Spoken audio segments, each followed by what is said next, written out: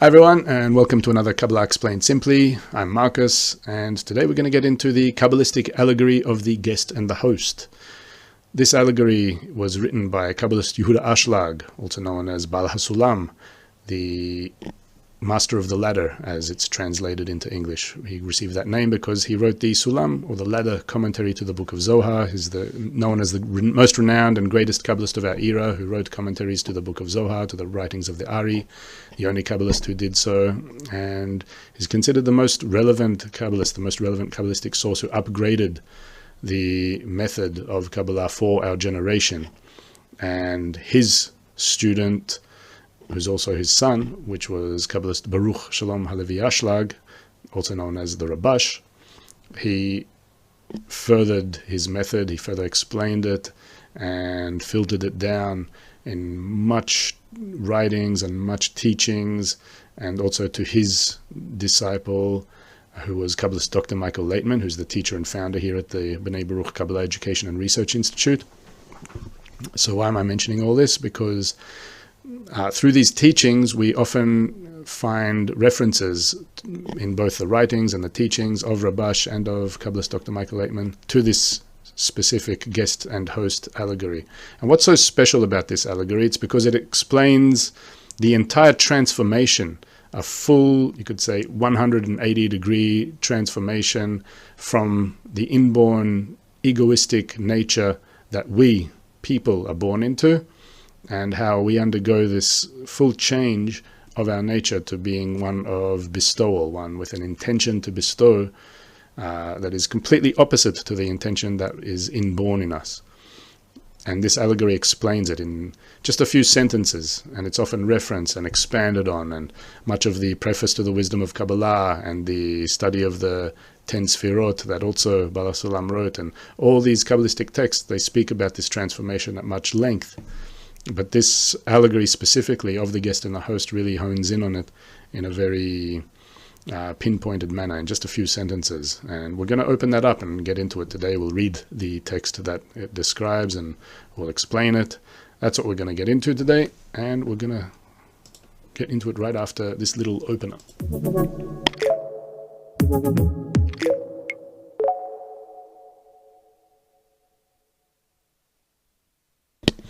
So also just a little bit of a disclaimer before we get into it about why we're even teaching this specific lesson today.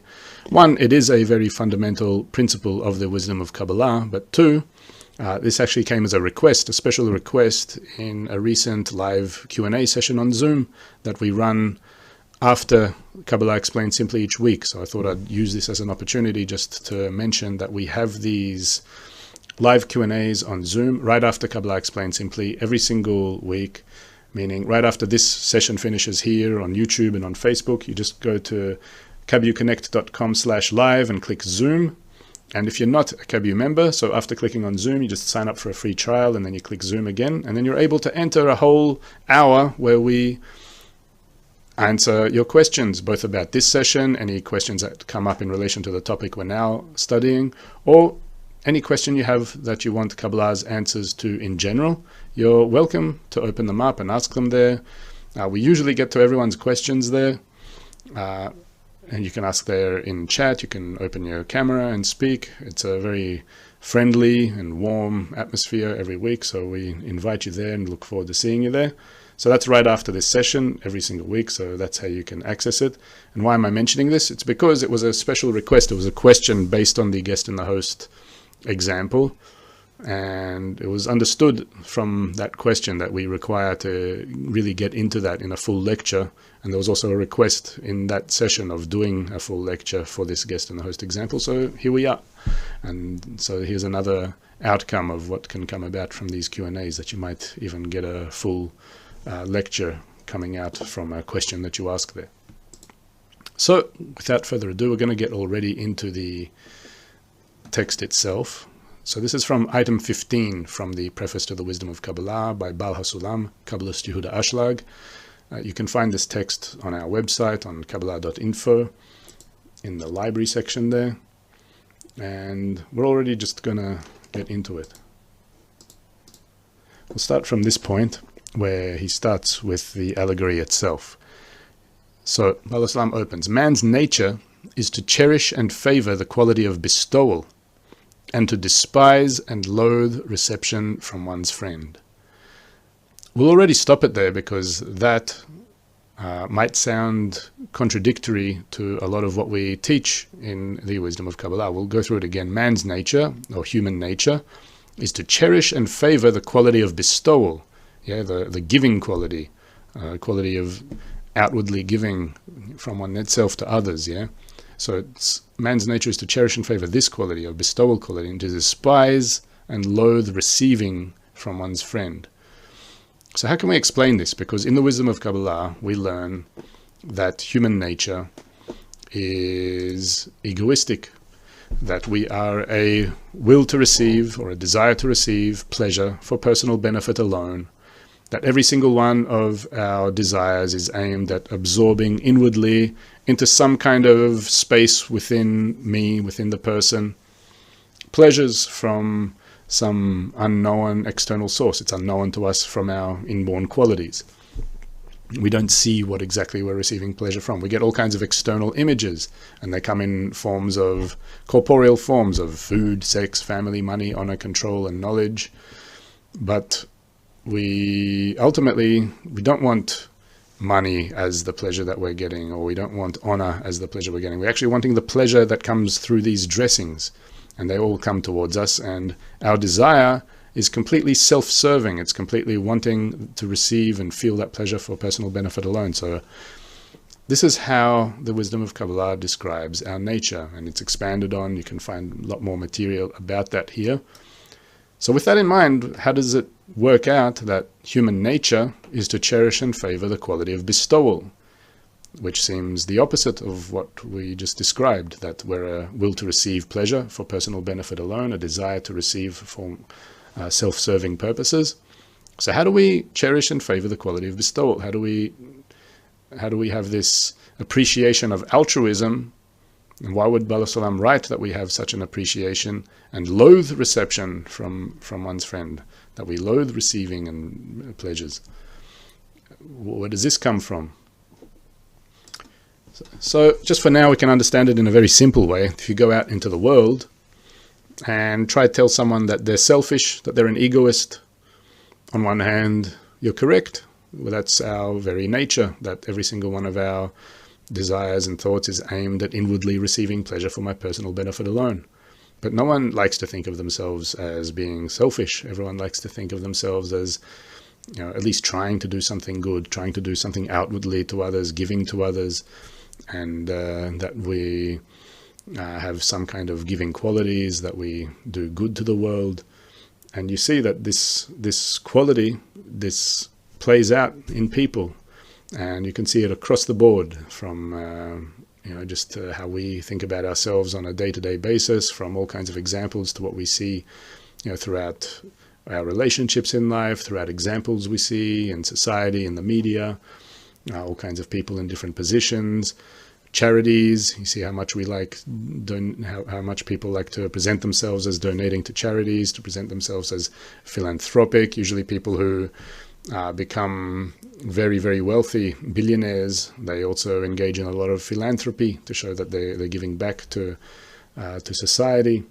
So if we see how within our nature, even though we are this egoistic desire to receive for personal benefit alone, we have this appreciation of giving, that giving is some higher stature, some higher quality, and that receiving for my personal benefit alone, even though it's what we ultimately are desiring to do at every single moment, there's something loathsome about that. There's something wrong with that. And also many teachings in the world come to speak specifically to that point, that of how we feel something problematic with receiving for ourselves all the time. So we can understand it for now from that aspect, and we'll continue. So man's nature is to cherish and favor the quality of bestowal, and to despise and loathe reception from one's friend. Hence, when one comes to one's friend, and he, the host, invites him for a meal, then he, the guest, will decline, even if he is very hungry, since in his eyes it is humiliating to receive a gift from his friend. Let's go through this sentence again because there's a lot packed in here. Hence, when one comes to one's friend, yeah, so there's already some kind of contact between two, you could say, two people here. So when one comes to one friend, yeah, one friend comes to another friend, and he, the host, so now there's this differentiation between two kinds of statuses here. One is a host, which is inviting one friend for a meal. Yeah, what's a meal? It's laying out all kinds of delicacies, all kinds of pleasurable food. Of course, when we invite someone for a meal, we don't just give some bland food. We give something that we think, put thought into, put effort into, to make it tasty, to make it pleasant for the guest. And so there's these two friends. One is the host, one is the guest, and the host invites the guest for a meal. So what happens? The guest will decline this meal, even if he's very hungry, since in his eyes it is humiliating to receive a gift from his friend. Yeah, you've seen this situation even in our own lives before, yeah, that someone comes and wishes to give you something, and you go, no, you lie. You say, I'm fine. I don't need that, even though maybe that thing is very, very tasty, or that it'll give you a lot of pleasure. Somehow you feel that the act of receiving from that person is more loathsome and more despicable act than the act of giving, and the act of giving is perceived as something greater there. So this is exactly what's happening. Baal HaSulam setting up a situation of these kinds of relationships here, and to get a better picture of them, we're going to start drawing this allegory out. So you have this host.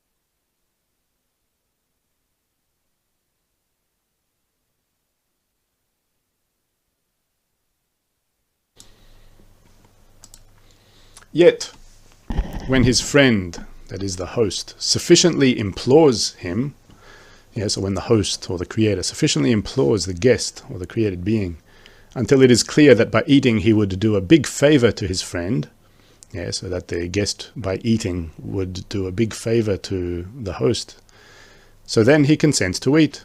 The guest consents to eat, as he no longer feels that he is receiving a gift and that his friend is the giver.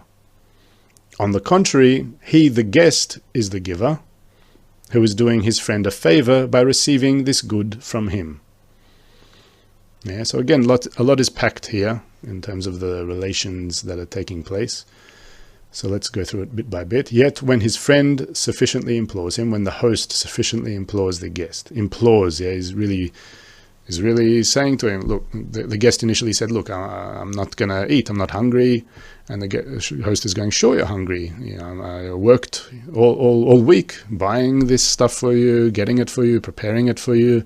I thought and researched you, to the nth degree of, asked all kinds of people what you like and what you want to eat and what you like eating, as entrees, as appetizers, as the main course, as dessert. I really worked out everything. And I prepared it all for you, so I really want you to eat, because that's what I've been working for so hard. So then, when his friend sufficiently implores him, then it becomes clear that by eating, he'd be doing a big favor to his friend, so the guest would be doing a favor to the host through his act of eating, so then he consents to eat, as he no longer feels that he's receiving a gift, and that his friend is the giver. So initially, he's feeling the pleasure in relation to his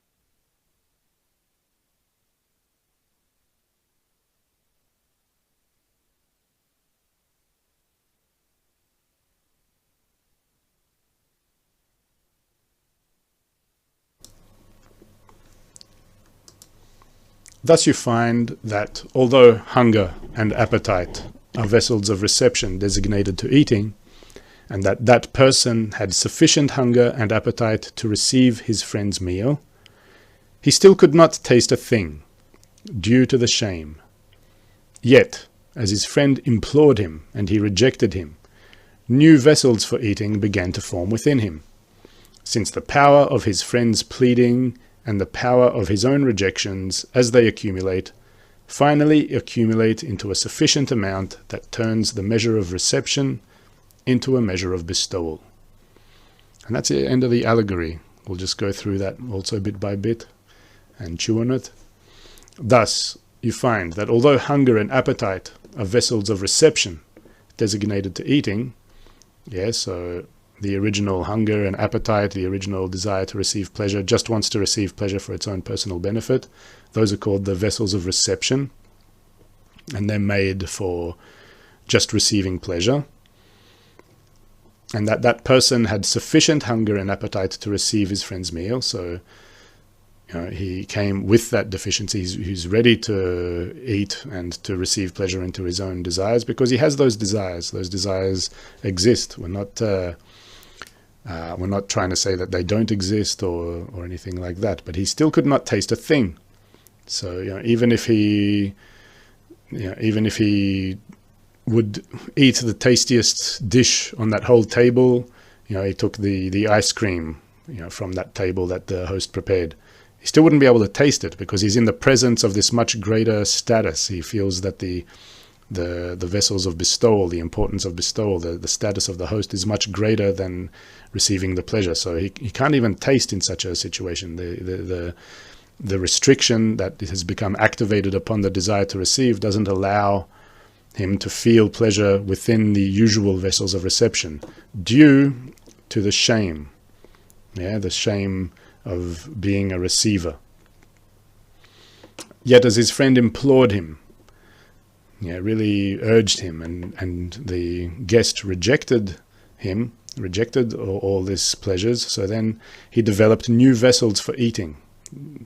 They began to form within him.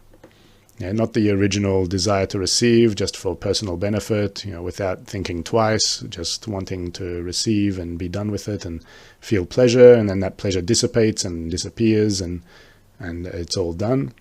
But new vessels began to form within him from him undergoing these scrutinies of thinking, hang on, it's so much greater to be a giver, it's so much greater to be a bestower than to be a receiver.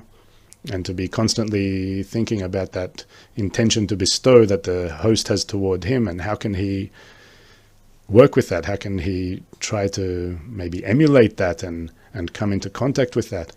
Since the power of his friend's pleading and the power of his own rejections, as they finally accumulate into a sufficient amount that turns the measure of reception into a measure of bestowal. So this describes the whole work that we undergo in our spiritual progress from this world, which is a world which is defined as an egoistic desire to receive pleasure for personal benefit alone, to the spiritual world, which is defined as an intention to bestow, which is equal to that same intention to bestow that the Creator has toward the created being. And here, this allegory describes that full inversion in just a few sentences, the full inversion that we undergo in our spiritual progress from being these inborn egoists with desires to receive pleasure, just in this unconscious animal-style level where we go around trying to fulfill our desires, which can never really be fulfilled because they're always growing. And eventually how we undergo certain scrutinies, scrutinies in our mind, scrutinies upon the desire, which develops our intention to become similar to that intention to bestow. And then when we reveal that, when we can receive with the intention to bestow, that we receive in order to bestow that contentment, that's what are called new vessels. It means that we develop vessels of bestowal upon our innate vessels of reception. Those vessels of bestowal are precisely that place. You could say it's not a physical place, but that precisely that that intention through which we feel spirituality. That's where spirituality becomes revealed. That's where the Creator becomes revealed. As we say that the wisdom of Kabbalah, its definition is the revelation of the Creator to the created beings in this world. And here in this allegory we see an example of how this revelation takes place, through what process? A process of changing the intention from one that is egoistic and opposite in form to the Creator, to the host, as we read in this allegory, to one that becomes similar in form, which enters into equivalence of form with the Creator. And that's where we reveal spirituality, that's where we reveal the Creator, and through that very intention to bestow. So there are many things here, but just before we get into it, let's go into a short video clip where Kabbalist Dr. Michael Laitman further elaborates on what this intention to bestow is. What does it mean, the intention of bestowal? And the second, the middle line consists only of intentions? Thank you. I can't tell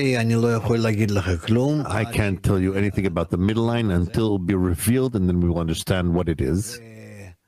And the first question is in relation to, how did you say it? What does it mean, the intention of bestowal? The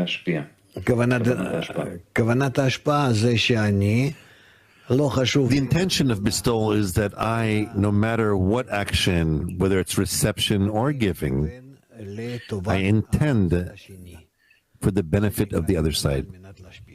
That's called the intention in order to bestow. Let's say it could be that I am sitting at my host and I receive from the host. That could be reception. It could be that I'm sitting at the host and I receive from the host, and that will be bestowal. It all depends on my attitude towards that which I'm doing towards the host. That's why the intention is an internal thing that you cannot know about on the outside. Therefore, the entire method of the wisdom of Kabbalah, which teaches us the intention, how to receive in order to bestow, is called the wisdom of the concealed, because we cannot reveal the intentions. They will always be concealed.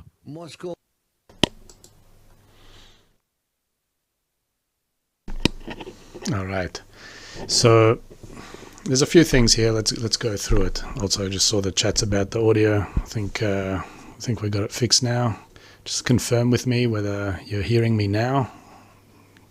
Just hear that you can hear me. Can you hear me here? It seems like you should be able to. Test, test. Okay, so we'll continue.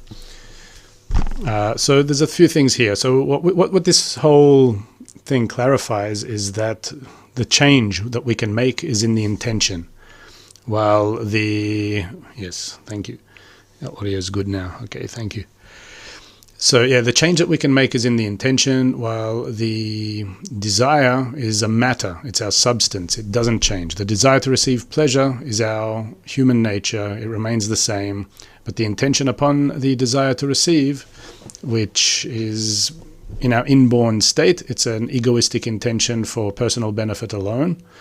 And if we undergo its full transformation, which is what we learn here and which ultimately all of humanity will undergo, it's in full inversion of that intention upon our desire from our inborn state, which is an egoistic one, through to an altruistic one which is similar in form, which is equivalent in form with that of the Creator, the force of bestowal in and of itself.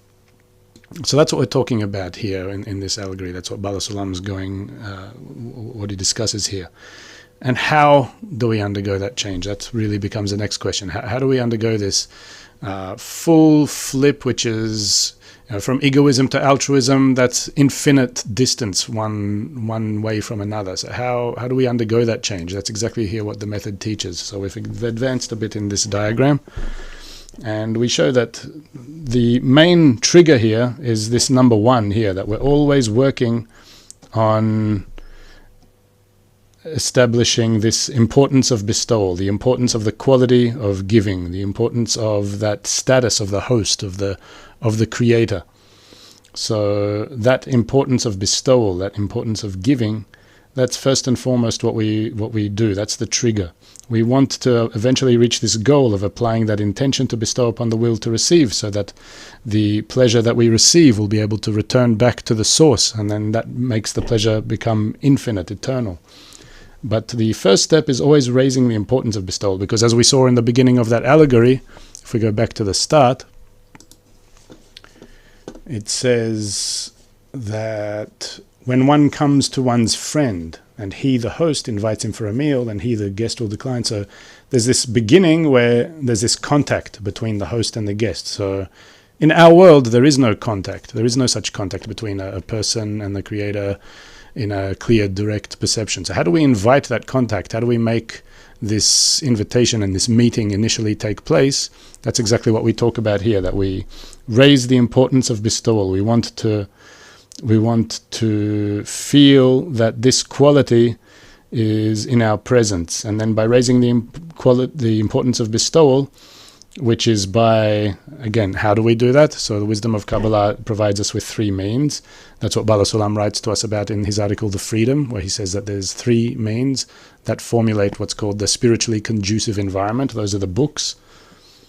So the books written by attained Kabbalists who have attained these states before, and through which, by reading and studying these books with the desire to attain these states, with the spiritual desire that we initially get, what's called the point in the heart, that initial question of what's the meaning of life and what's the purpose of our existence and our being here.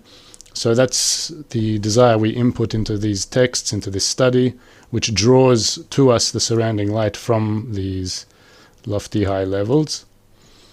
And that surrounding light, like we talked about in the beginning, that we were going to talk about the various lights, or choser, reflected light, surrounding light, or makif. It's a certain light, ultimately, is the pleasure that's coming from the creator to the created being, and the different forms of light, the different relationships, the different way it affects us. Surrounding light is light that still is incapable of us receiving into our vessels. It's a light that we cannot yet input inside ourselves, because we don't have the vessels fit for its reception yet. So that's why it pressures us from the outside as surrounding light. And what does it surround us with? It surrounds us with this importance of bestowal. It surrounds us with somewhat of a presence of this host up here. So those are the books. The Rav, who is an attained Kabbalist from which we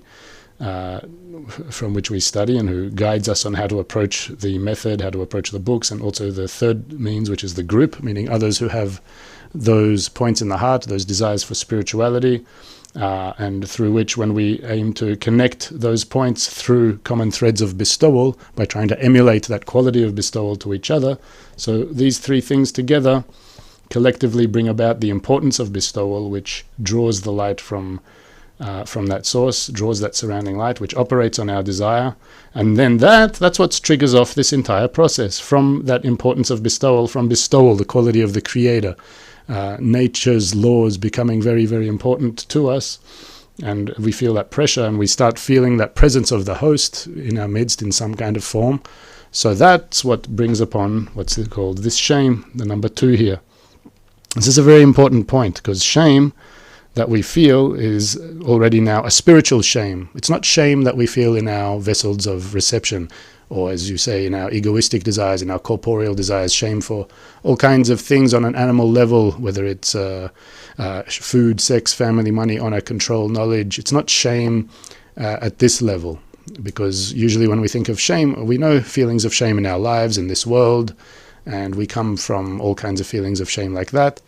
And so we start thinking, what should I feel ashamed of doing this, or should I feel ashamed of doing that? it's not what we're dealing with in the spiritual method, because in the spiritual method we only aim to trigger this force to become present in our lives, and then it'll show us what to feel ashamed of. And it's not in relation to corporeal attributes, but precisely ashamed of our, you could say, lower status, in that we are receivers and that the Creator is a giver. That we are in this, we have this egoistic intention for self-benefit alone, which, as we also saw in the initial excerpt, that's a quality that we despise and loathe, receiving, and we naturally cherish and favor the quality of bestowal. So we start feeling that shame precisely in relation to the status of the host, that we desire this bestowal. We want to have that intention to bestow, as it's an exalted quality, as it's something that relates to, it's a much truer quality, something that exists in nature before we were created, and we'd like to apply that to ourselves. Yet it's, and we feel ashamed precisely of our nature being opposite to that. So that's very important, because again, there might be many teachings that we might come from that might say, to feel shame for this or shame for that. But here, it's not about triggering shame without first triggering this importance of bestowal, and then the surrounding light will make us feel the shame that we need to feel, which is that spiritual sense of shame, that feeling of difference or disparity in form from our egoistic intention to receive for ourselves alone in relation to that altruistic intention of the creators. And restriction too, the next action that comes about when we make that decision to, as it says in the allegory, to reject all the pleasures coming into our desire directly. So that restriction, also we might hear about restrictions from all kinds of places we come from, such as relating restriction to suppression or self-mortification. We might hear that it's very common knowledge in the world that the desire to receive pleasure is something problematic, that it brings about all kinds of problems in our lives, that an excessive desire to receive, an excessive egoism, it's something that brings about, makes people greedy, manipulative, exploitative, abusive, and when it's unabated without a proper regulatory device upon it, so it can bring about many problems. The thing here, the difference here between Kabbalah and many other methods is that by relating to this desire in Kabbalah, if this is the desire here, firstly, the desire to receive pleasure, which is our matter, it constantly grows. We often draw this graph that shows the desire to receive growth, both in our lives individually and in the growth of and evolution of humanity as a whole. And we feel that the more the desire grows, from smaller desires for food, sex, family, shelter, through to desires for money, more social desires, honor, control, knowledge, and then the desire for spirituality comes about. That the bigger the desire gets and the more excessive they get, the more we feel them as being problematic. Many come to say, don't, you have a problematic big desire, so try to lessen it, try to make ourselves as plants or as rocks, go down to the still level of desire or the vegetative level, and then we can feel more at peace, and that's perfectly fine. Everything here depends on people's levels of desire. So if I have a level of desire that can be calmed in such a way, so that's perfectly a method for me to go and find the place. There's this saying in the wisdom of Kabbalah that one's soul shall teach one, that one's desire will lead it to the fulfillment that it seeks.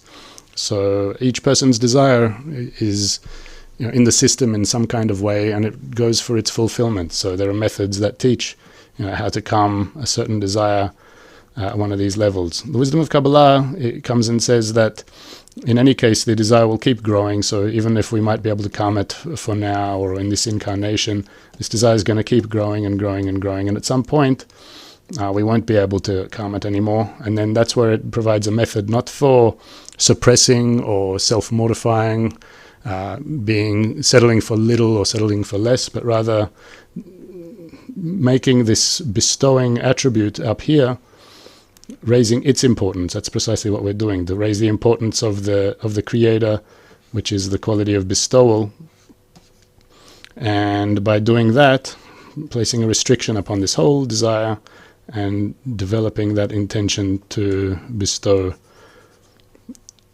of the Creator upon ourselves, upon our desire. So that's what we're talking about here. And restriction, as we said, it's not similar to what we said about shame, that it's not an action that we do by ourselves without having first raised this importance of bestowal, without having first drawn the surrounding light, and without that light actually performing these actions for us, of that shame in relation to the bestower, and then the restriction is something also that comes about as a result of this bestowal being of primary importance in our eyes. And then finally, the intention to bestow comes about.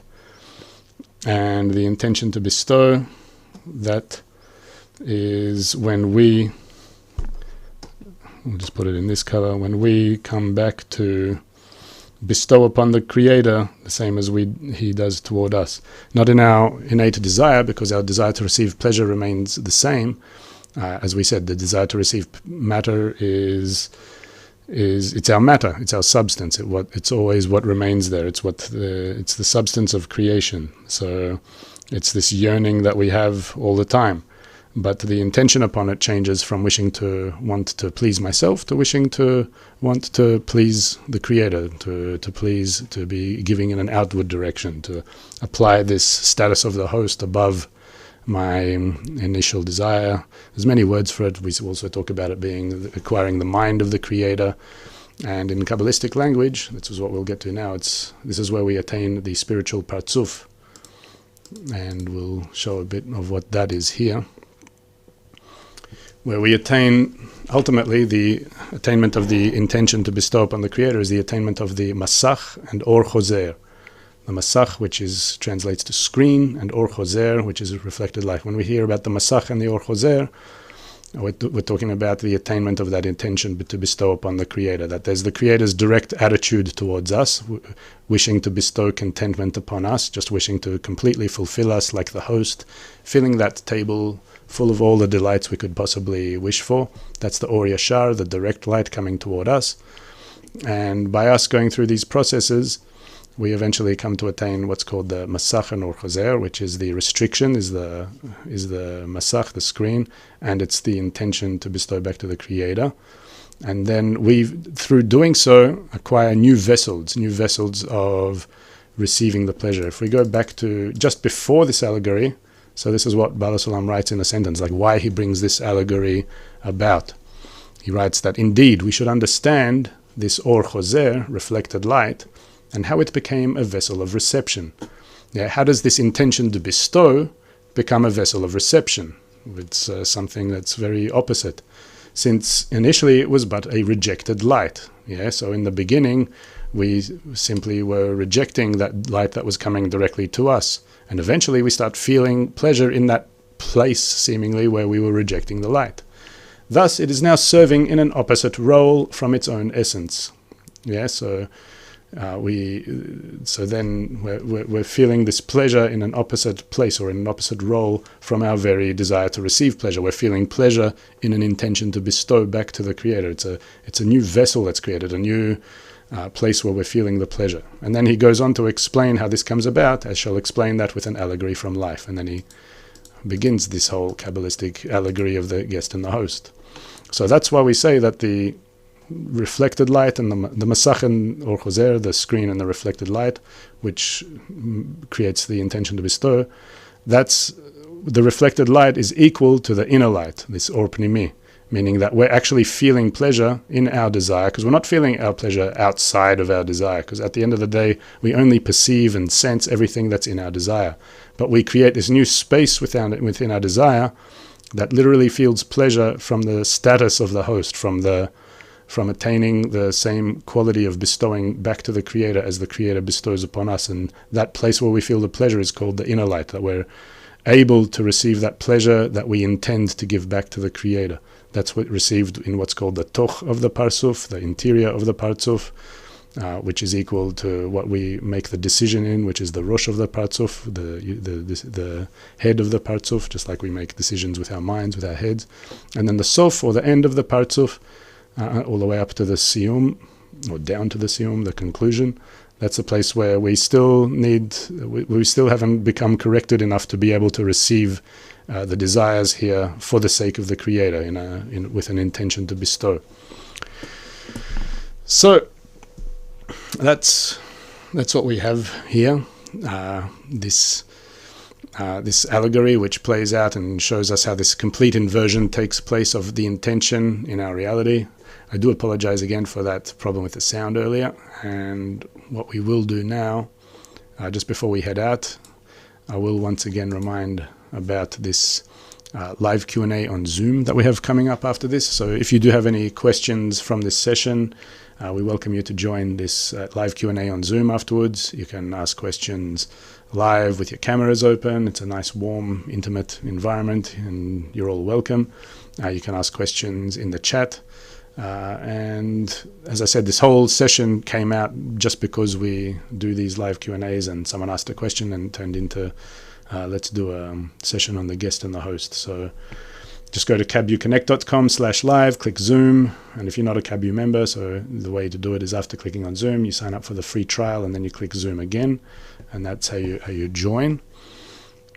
And just before we do that, so we're going to play another clip with Kabbalist Dr. Michael Laitman talking about the Partzuf, the same structure that we ended with now, in a bit more depth. This is actually from a lesson that comes from 2003, and we watched it in this morning's lesson too, now that we're watching these series of recorded lessons. So we'll go and watch this clip, and then we'll be out, and I'll see you soon at the Zoom, whoever makes it. So thanks again. I'm Markos. This has been Kabbalah Explained Simply on the guest and the host, and look forward to seeing you next time.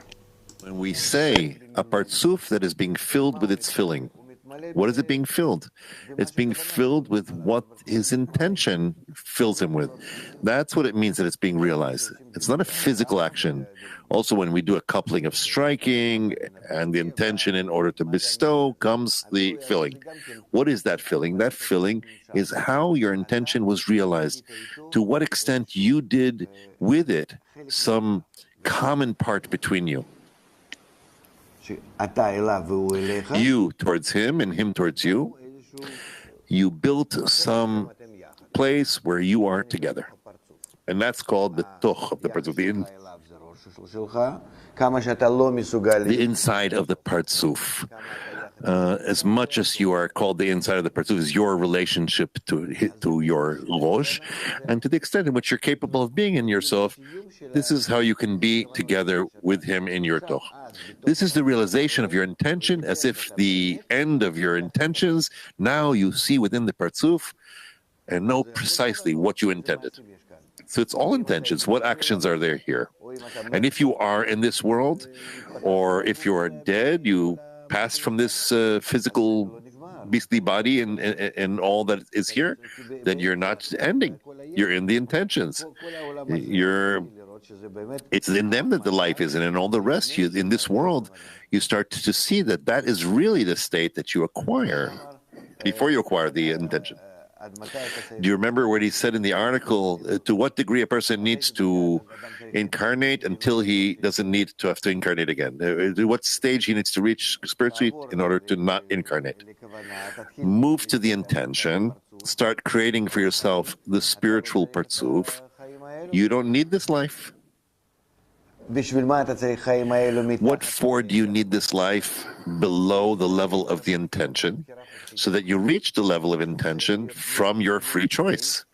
So you need to be in a state that's before those intentions, in a state that you don't belong to them, and that you have some feeling of existence.